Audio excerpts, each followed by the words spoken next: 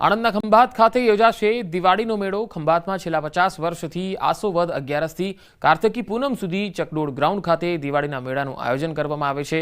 ખંભાતવાસીઓ માટે આ મેળો આકર્ષણનું કેન્દ્ર છે, જેને લઈ બહાર વસવાટ કરતા લોકો પણ મેળાની મોજ માણવા પોતાના વતન આવે છે।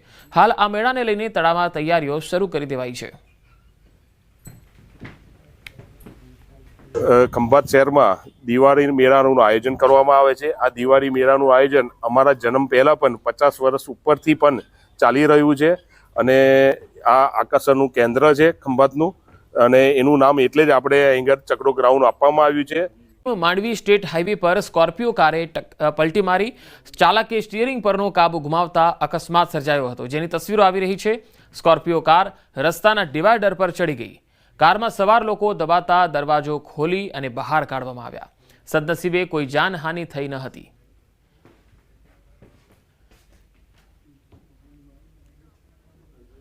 તો ડ્રાઈવરે કાબુ ગુમાવતા આ કાર પલટી ખાઈ ગઈ હતી, જેના કારણે હાઈવે પર થોડીવાર માટે ટ્રાફિક જામ પણ થયો હતો। લોકોના ટોળા ઉમટી ગયા હતા। ડ્રાઈવરે કાબુ ગુમાવતા કાર પલટી ખાઈ ગઈ હતી।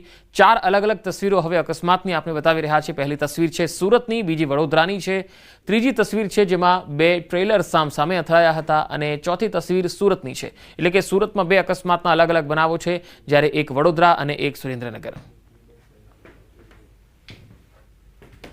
સુરતમાં જે બનાવ બન્યો છે એ તસવીરમાં તમે જોઈ શકો છો। જે હજીરાનો એક બનાવ છે, જ્યાં ટ્રકે બાઇક ચાલકને કચડ્યો હતો, અને બીજી તસવીર સ્કોર્પિયો કાર પલટી ગઈ હતી।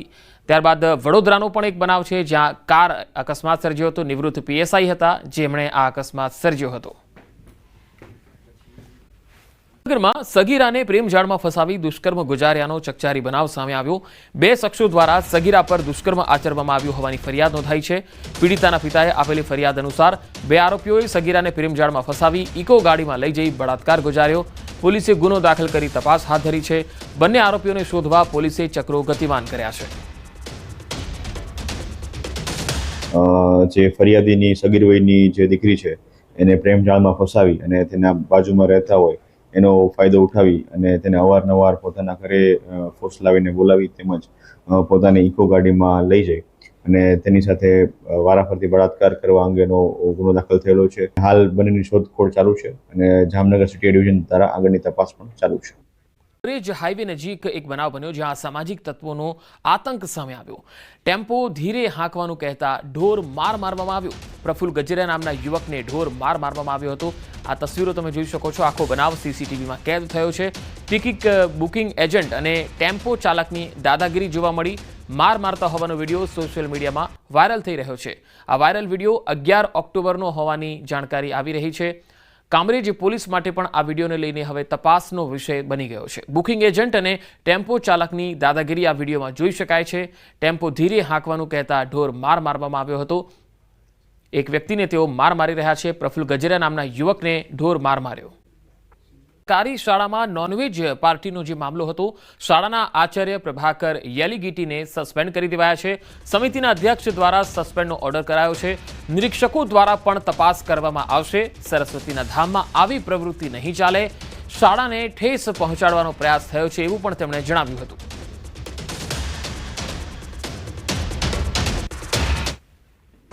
નગર પ્રાથમિક શિક્ષણ સમિતિની શાખને નુકસાન પહોંચાડવાનું ગંભીર કૃત્ય કર્યું હોય, એક તો એમને સસ્પેન્ડ કર્યા છે। હવે ખાતાકીય તપાસ મૂકીને પેનલના માધ્યમ દ્વારાથી વધુ તપાસ કરીને એના પર જે બીજી પણ કાર્યવાહી કરવાની હશે અમે। કેટલીક સોસાયટીઓમાં લાગ્યા છે ચૂંટણી બહિષ્કારના પોસ્ટર। સોસાયટી બહાર પાણી ભરવાની સમસ્યાને લઈને સ્થાનિકો ખૂબ જ પરેશાન છે। ઘુમા પાસે 7 સોસાયટીના 1000 જેટલા લોકો ગટરના પાણી ભરાવાની સમસ્યાને કારણે પરેશાન છે। એએમસીમાં અનેક વખત રજૂઆત કરી છતાં ઉકેલ આવતો ન હોવાનો સ્થાનિકોનો આરોપ છે। ગટરના પાણી ભરાવાના કારણે રોગચાળો ફાટી નીકળવાની ભીતિ સ્થાનિકો વ્યક્ત કરી રહ્યા છે। ચૂંટણી બહિષ્કાર બોર્ડ બાદ મશીનો મૂકી ગયા, પરંતુ કામ ન કરતા હોવાનો આરોપ સ્થાનિકો લગાવી રહ્યા છે। છેલ્લા 4 વર્ષથી ગટરના પાણીની સમસ્યા છે, છતાં કોઈ જ સાંભળતું નથી। સ્થાનિકોએ ચૂંટણી બહિષ્કારના બોર્ડ લગાવીને વિરોધ નોંધાવ્યો।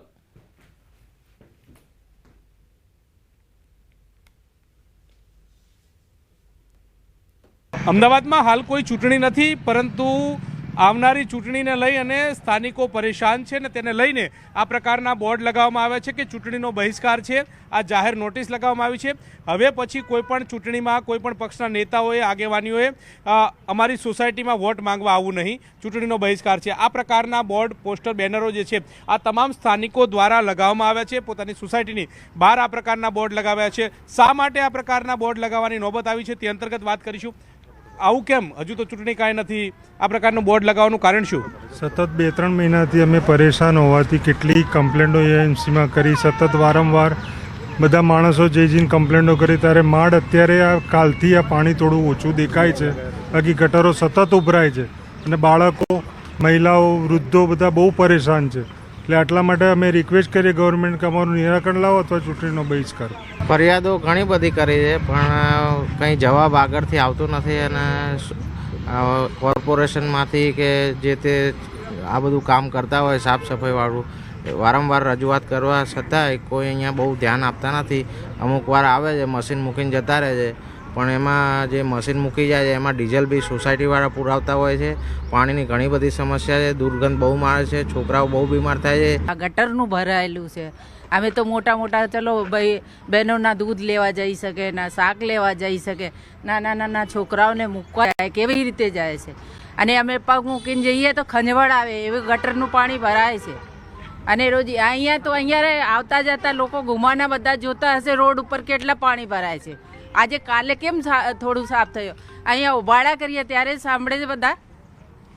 એ બધું ધ્યાન રાખે સરકાર, ત્યારે વોટ લેવા આવે. હવે વોટ નહીં આપો? ના, અમે વોટનો બહિષ્કાર કરવો છે. કારણ કે આ લોકોને જ્યારે જરૂર હોય ત્યારે આવી જાય છે, અને જ્યારે અમને આવી તકલીફ હોય ત્યારે કોઈ અમારું સાંભળવા તૈયાર નથી હોતું. એ તો પોસિબલ નથી. અમારા બાળકો નાના હોય, સ્કૂલ કોલેજમાં 4-5 વખત આવવા જવાનું હોય, બહેનો નાનો મોટો ધંધો કરતી હોય, નોકરી કરતી હોય, તો કેટલી વાર આવવા જવાનું થાય. અને 7-7, 8-8 દિવસ પાણી બિલકુલ ઘટતું નથી અહીંથી.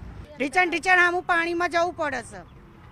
અને છોકરાઓ કોઈ શાકભાજી, દૂધ, બધું પાણી બધું લઈને લેવા માટે લેડીઝને કોઈના સાધન વ્હીકલ ના આવડતું હોય એ તો પાણીમાં થઈને જવું જ પડે ને.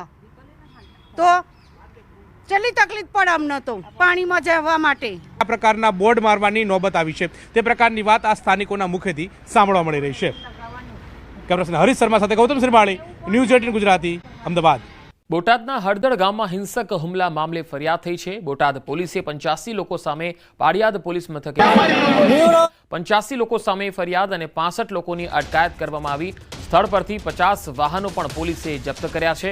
આમ આદમી પાર્ટીના નેતા રાજુ કરપડા, પ્રવીણ રામ સહિત 85 લોકો સામે ફરિયાદ નોંધાઈ છે.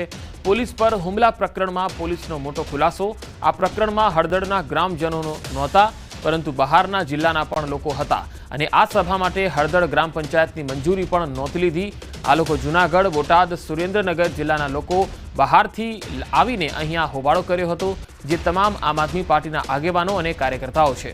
આ પ્રકરણમાં 307 રાયોટિંગ, પૂર્વ આયોજિત કાવતરું રચવા સહિતની કલમો હેઠળ ગુનો નોંધાયો છે. પથ્થરમારો કરનાર લોકો આસપાસના તાલુકાઓ અને જિલ્લાઓમાંથી આવ્યા હતા, જેઓ આસપાસના વાડી વિસ્તારોમાંથી છુપી રીતે સભા સ્થળ સુધી પહોંચ્યાની માહિતી પોલીસે આપી. તો અન્ય જિલ્લાના લોકો પણ છુપી રીતે અહીંયા પહોંચ્યા હતા. પોલીસે આ બાબતે સ્પષ્ટતા કરી છે. હળદળ ગામના લોકો આ હુમલામાં નહોતા. મોટી સંખ્યામાં જે લોકો આવ્યા હતા એ આસપાસના જિલ્લાઓમાંથી અહીંયા આવ્યા હતા. તમામ લોકો આમ આદમી પાર્ટીના કાર્યકર્તાઓ અને આગેવાનો હતા. પોલીસની એફઆઈઆરમાં 85 માણસો વિરુદ્ધ આપણે એફઆઈઆર દાખલ કરી છે, જેમાંથી લગભગ 65 ઇસમોને આપણે તે વખતે જ્યારે પોલીસ ગઈ હતી તો અને પોલીસ ઉપર જે હુમલા થયો ત્યાર પછી પોલીસે 65 જેટલા લોકોને રાઉન્ડ અપ કર્યા છે અને અત્યારે એ લોકોને રિટેન કરવામાં આવેલ છે. રાજુ કરપડા અને પ્રવીણ રામ અને બીજા અન્ય માણસો જે છે એમાં મુખ્ય જે આયોજક. પોલીસના 2 વાહનોને નુકસાન આવેલ છે અને 5 પોલીસ વાળાઓને ઈજા પણ થઈ છે, જેમાં 2ને ગંભીર એટલે માથામાં ઈજા થઈ છે. તો બોટાદમાં થયેલા હુમલા મામલે ભાજપના પ્રવક્તાએ નિવેદન આપ્યું. આમ આદમી પાર્ટી અરાજકતા ફેલાવી રહી છે. હુમલો ભાજપે કર્યો હોવાના ખોટા આક્ષેપો કરી રહ્યા છે. ગુજરાતની શાંતિને ડહોળવાનો પ્રયાસ કરાયો. આમ આદમી પાર્ટીએ સભા બોલાવી અને ખેડૂતોને ફસાવી હુમલો કરાવ્યો.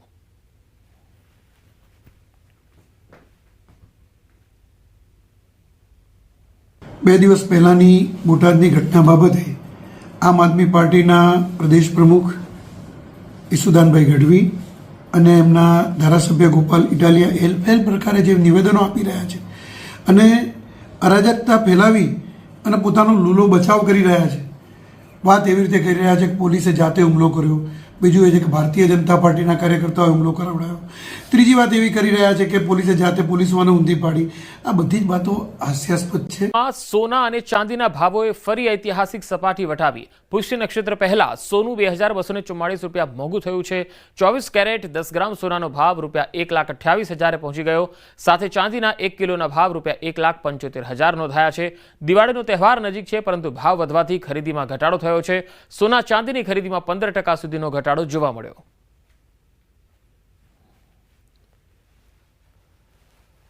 ભાવ વધી રહ્યા છે દિવસે દિવસે, તો અત્યારે અમે જોવા આવ્યા છીએ અને પ્લસ કે જે આવનારા દિવસોમાં વધે એ પહેલાં થોડી ખરીદી થાય દિવાળી સમયે, એના માટે અમે આવેલા છીએ. ગૃહિણીને એક હોય કે દર વર્ષે આપણે કંઈક નવું કરીએ તો ધનતેરસને દિવસે સોનું થોડું ખરીદશો, આખું વર્ષ કરકસર કરીને ભેગું કરતી હોય, બરોબર છે, તો અત્યારે એને એમ હોય કે આ દિવસે અમે કંઈક થોડુંક લઈશું, પણ આ દિવાળીએ કોઈ ગૃહિણી એવું વિચારી નહીં શકે કે લેવા જઈ શકે. આજની ઐતિહાસિક સપાટી ઓલ ટાઈમ હાઈ ઉપર આજનો સોનાનો ભાવ છે. ચાંદીના ભાવમાં આજે છે ને 1,75,000 રૂપિયા અત્યારે આપણે ફિઝિકલ માર્કેટનો અત્યારે ભાવ ગણી શકાય, અને ઓલ ટાઈમ હાઈ ઉપર અત્યારે સિલ્વરનો ભાવ છે. આમ જોઈએ તો હવે સોના ઉપર બધાને ભરોસો વધ્યો છે, પણ છતાંય આમ 10-15% અત્યારે ડિફરન્ટ છે, પણ હા ઘટાડો કહી શકાય, 10-15% ઘટાડો છે.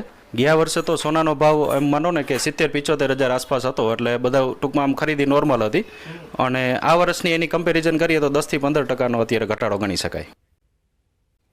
તો સોના ચાંદીના ભાવ આસમાને પહોંચ્યા છે, ત્યારે સોના ચાંદીના ભાવમાં સતત વધારો થતા જ્વેલર્સને ત્યાં ગ્રાહકોની સંખ્યા ઘટી રહી છે. માત્ર એક જ વર્ષમાં ભાવ ડબલ થતા 40%થી વધુ ગ્રાહકોની સંખ્યામાં ઘટાડો આવ્યો છે. હાલ 60% લોકો માત્ર ઇન્વેસ્ટમેન્ટ માટે સોનાને ચાંદીની ખરીદી કરી રહ્યા છે. 40% ઘરાકી અને 50% ક્વોન્ટિટી ઘટતા વેપારીઓની ચિંતા વધી ગઈ છે. પ્રકાશનો પર્વ દિવાળી અને દિવાળી આવતાની સાથે લોકો શુભમાં સોનું અને ચાંદી ખરીદતા હોય છે, કારણ કે સોનું અને ચાંદી એક પ્રકારનું ઇન્વેસ્ટમેન્ટ હોય છે. ત્યારે સુરતના શોરૂમો ખાલી જોવા મળી રહ્યા છે કે જે દિવાળી આવતાની સાથે ગ્રાહકોથી ભરાઈ જતા હતા. તેની પાછળના ઘણા બધા પરિબળો છે. સૌથી મહત્વનો ભાવ છે. હું એક દુકાન પર પહોંચ્યો છું. એ દુકાન ઉપર વર્ષોથી જે ભાવ ચાલતા હતા એ ભાવનું એક લિસ્ટ બનાવવામાં આવ્યું છે. હું કેમેરામેનને કહીશ એ લિસ્ટ બતાવવાનો પ્રયાસ કરશે કે 1970માં સોનાનો ભાવ 182 રૂપિયા હતો, અને કહી શકાય કે 2023માં 52,000, તો 2024માં 75,000, પણ 2025 આવતા આ ભાવ 75ની સામે 1,28,000 પહોંચ્યો છે, એટલે કે 3 ગણા કરતાં વધુ ભાવ થયો છે. તેની અસર ગ્રાહકી પર શું છે જોવા માંડીએ. ડી ખુશાલદાસમાં દીપકભાઈ ચોકસી આપણી સાથે છે. આપણે પહેલાં એમની સાથે વાત કરીએ, કારણ કે સોનું હોય કે ચાંદી, બંનેમાં જે પ્રકારની તેજી છે તેની અસર બજારમાં જોવા મળી છે. દીપકભાઈ, એક વર્ષ પહેલાં 75,000 રૂપિયા સોનું હતું, આજે 1,28,000, ચાંદી 50,000 હતું, તે 1.25 લાખ પર પહોંચ્યું. એની અસર ગ્રાહકી પર શું, અને આ બધા પાછળના કારણો શું? સ્ટેટિસ્ટિકના આપણા જે અત્યારે આંકડા કહે છે કે અત્યારે જે ઇન્ડિયાની માર્કેટમાં 40% જેવી રિટેલ ગ્રાહકી જ્વેલરીઝને ત્યાં ઓછી છે. એ અહીંયા સુરત નહીં પણ સુરતની બહાર પણ દરેક રાજ્યોમાં પણ અત્યારે ગ્રાહકીનું પ્રમાણ ઓછું છે. પણ એની સામે ઇન્વેસ્ટરો વધી ગયેલા છે. લોકોને સોના ચાંદી પ્રત્યેનો જે ઇન્વેસ્ટમેન્ટની જે સાચી મેથડ છે એ આઈડિયા આવેલો છે. લોકો એ વિચાર કરે છે કે સોના અને ચાંદીમાં કરેલું ઇન્વેસ્ટમેન્ટ ક્યારેય ફેલ નથી જતું હતું. દર વર્ષમાં 12%નો ઉછાળો સોના ચાંદીમાં લગભગ મળતો જ હોય છે, અને આ વખતે જે ઉછાળો લગભગ કહી શકાય કે 100% જેવો ઉછાળો આ વર્ષમાં, એક જ વર્ષમાં જે સોના અને ચાંદીના ભાવ હતા એ ઓલમોસ્ટ ડબલ થઈ ગયા. તો આ બધા કારણોના હિસાબે અત્યારે માર્કેટ ચાલી રહેલી છે, અને ઓવરઓલ જોવા જઈએ તો ગ્રાહકીનું પ્રમાણ 100% ઓછું જ છે. એટલે અમે એમ જોવા જઈએ તો એવું લાગે કે જે ગત વર્ષની સરખામણીમાં આ વર્ષે લોકો જે સોનું ખરીદી રહેલા છે ઘણું ઓછું ખરીદી રહેલા છે. 40% ગ્રાહકી નથી, અને જે ગ્રાહકી છે તેમાં ક્વોન્ટિટી ડાઉન થતી પણ જોવા મળી રહી છે. કેમેરામેન જીગર ગૂગલ સાથે કીર્તેશ પટેલ, ન્યૂઝ 18 ગુજરાતી, સુરત. ચાંદીના ભાવમાં ધરખમ વધારો થયો છે. સોનાનો આજનો ભાવ 1,28,000 રૂપિયા થઈ ગયો છે, જ્યારે કિલો ચાંદીનો આજનો ભાવ 1,78,000 રૂપિયા છે. ધનતેરસે સોનું રેકોર્ડ બ્રેક કરી શકે છે એવું નિષ્ણાતોનું માનવું છે. ધનતેરસે સોનું લેવું હોય તો અત્યારથી બુક કરી દેજો. એક્સપર્ટનું માનવું છે કે આ વખતે સોનાનો ભાવ રેકોર્ડ બ્રેક હોઈ શકે છે. ધનતેરસે સોનું ખરીદવાનો પ્લાન હોય તો એક્સપર્ટે પહેલા જ ચેતવી દીધા છે. આ વખતે સોનું છપ્પરફાડ ભાવે પહોંચવાનું છે, એટલે કે લેવાનો પ્લાન હોય તો અત્યારથી જ બુક કરાવી દેજો. સોનું પાછલા કેટલાક દિવસથી સતત તેજીમાં છે. વર્ષ 2025માં સોનાના ભાવ લગભગ 50% સુધી વધી ચૂક્યા છે. જો સોનાના ભાવ 2022થી જોવામાં આવે તો તેમાં 140% જેટલો વધારો થઈ ચૂક્યો છે. નિષ્ણાતોનું કહેવું છે કે ચાલી રહેલા વૈશ્વિક આર્થિક ફેરફારો અને મોનિટરી પોલિસીની આશાઓ આ ધનતેરસ પર રેકોર્ડ પહોંચવાની સંભાવના સાથે આ ગતિ જાળવી રહી છે. જો કે કેટલાક નિષ્ણાતોના મતે ધનતેરસની સોનાના ભાવની ગણતરી હાલથી ન થઈ શકે.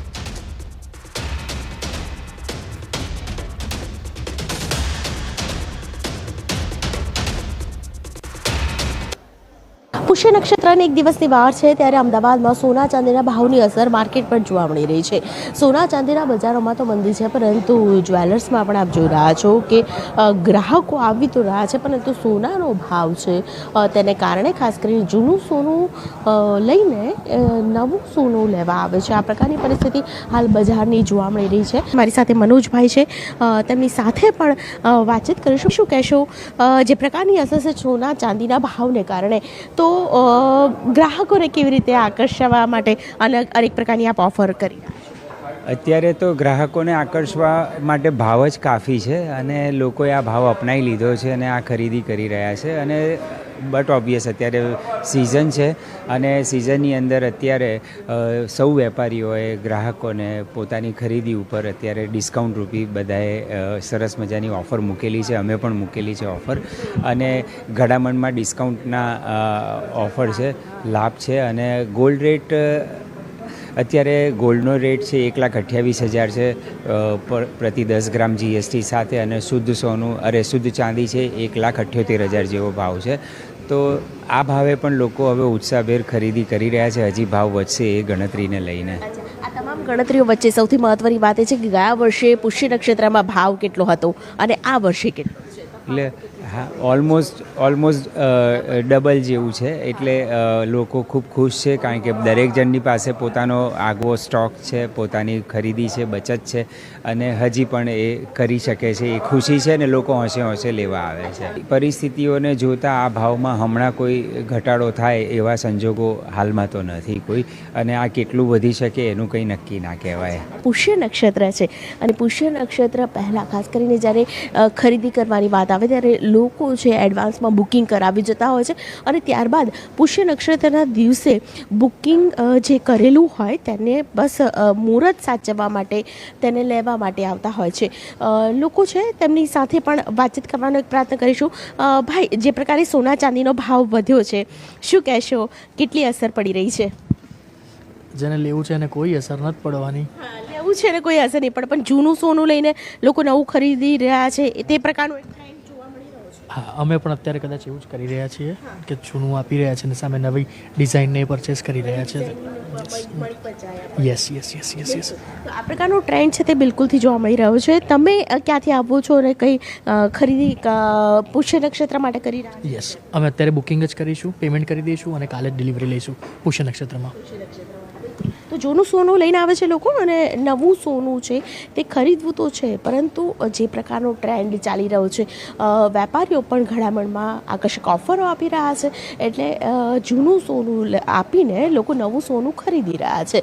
એકાએક ચાંદી ગાયબ થઈ ગઈ. જી હા, ચાંદીની ડિમાન્ડ વધતા માર્કેટમાં ચાંદી ખૂટી પડી છે. ચાંદીનો આજનો ભાવ 1,78,000 પાર થયો છે. બજારમાં સોના કરતા ચાંદીનો ભાવ વધુ બોલાઈ રહ્યો છે.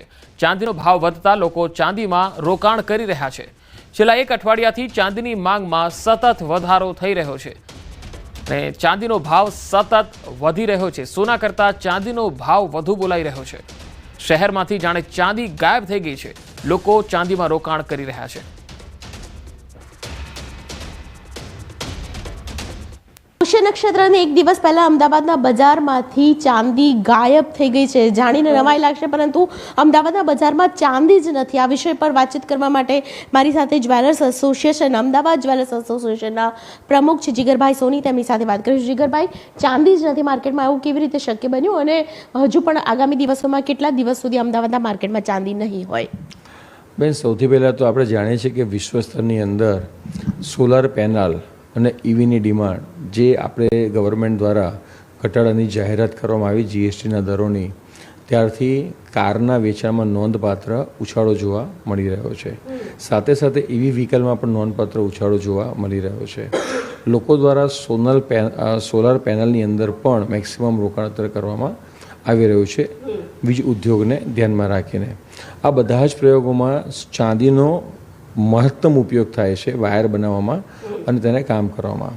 આ દરેક સંજોગોની અંદર જે રીતે ડિમાન્ડ અને વૈશ્વિક લેવલની ઉથલપાથલમાં ગ્રાહકો દ્વારા ચાંદીની લેવાલી છેલ્લા અઠવાડિયામાં જે રીતે થવા પામી છે તે જોતાં મને એવું લાગી રહ્યું છે કે અત્યારે હાલના સમયમાં અમદાવાદમાં ચાંદી ક્યાંય તમને જોવા મળતી નથી. લોકો બુકિંગ પણ કરતા નથી અને જો કોઈ ગ્રાહક દ્વારા ચાંદી બુક કરવામાં આવે તો તેનું 100% પેમેન્ટ આવે તો જ ચાંદી બુક કરવામાં આવી રહી છે. ચાંદી પણ માર્કેટમાં નથી અને તેને કારણે પુષ્ય નક્ષત્ર પહેલાં જે પ્રકારે ડિમાન્ડ છે લોકોની, તે વચ્ચે ખાસ કરીને સપ્લાય હાલ માર્કેટની અંદર જોવા નથી મળી રહ્યો. જો કે હજુ પણ આ જે કહી શકાય કે જે તૂટ છે તે ધનતેરસ સુધી પૂરી થાય તેવું ચોક્કસ એક અનુમાન કહી શકાય. કેમેરા પર્સન નિલેશ સોસા સાથે દીપિકા ખુમાણ, ન્યૂઝ 18 ગુજરાતી, અમદાવાદ.